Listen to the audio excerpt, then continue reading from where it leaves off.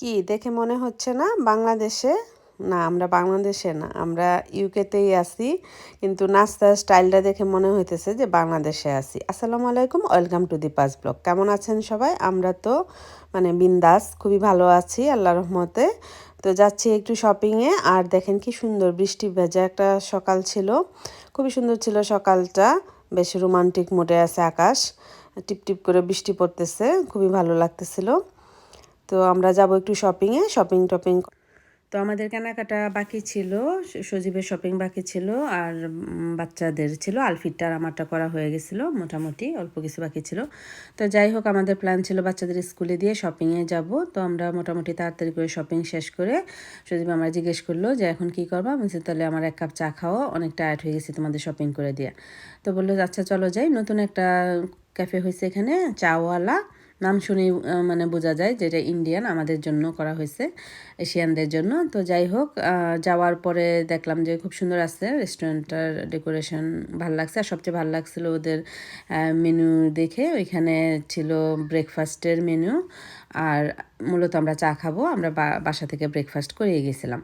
তো এখানে দেখলাম যে যে আমাদের সার্ভ করছিল ওই একটা ইন্ডিয়ান মহিলা, ওনাকে জিজ্ঞেস করলাম যে আপু কোনটা বেশি ভালো হবে। উনি বলল যে আপনারা পরোটা আর অমলেট নিতে পারেন, এই ব্রেকফাস্টটা খুবই মজার, আর কারেক্ট চা এটা ট্রাই করতে পারেন, খুবই মজা। তো ওনার কথা শুনে আমরা এটাই অর্ডার দিলাম ট্রাই করার জন্য। বিশ্বাস করার মনে হইতেছিল বাংলাদেশে বসে খাইতেছি, এত মজা ছিল, এত মজা ছিল, অনেক মজা ছিল। আর সবচেয়ে বড় কথা, নিউজ পেপারের উপরে দিছে, এটা দেখে আমরা দুইজন এই বিষয়ে আমরা দুইজন আধা ঘন্টা আলাপ আলোচনা করলাম, যে মনে হইতেছে বাংলাদেশে বসে আছি। বাংলাদেশের রেস্টুরেন্টে যেরকম নিউজ পেপারের উপরে সস্তা ছোট ছোট টং দোকানে তো নিউজ পেপারের উপরেই দেয় না পরোটা টরোটা, ওইরকম আর কি। তো ওই ফিলটা আসতেছিল, আর আমরা গল্প করতেছিলাম যে আগে আমরা বাংলাদেশে যে নাস্তা খাইতাম কীরকম ছিল।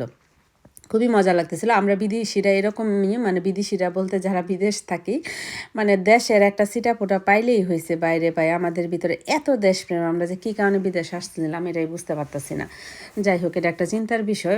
বিদেশ আসার পরে এই দেশপ্রেমটা মনে হয় বেশি করে বেরোইছে। আগে খালি মনে চাইতো ঠান্ডার দেশে যাই, বরফ পুরি, বরফ উপরে পড়লে কী যে শান্তি, গরম টরম ভাল লাগে না। এখন আসার পরে মনে হইতেছে আহারে কী ভুল জীবনে করলাম, কেন যে বিদেশ আসলাম। বাংলাদেশে থাকতাম কত মজা, এরকম পরোটা খাইতাম প্রত্যেকদিন সকালবেলা।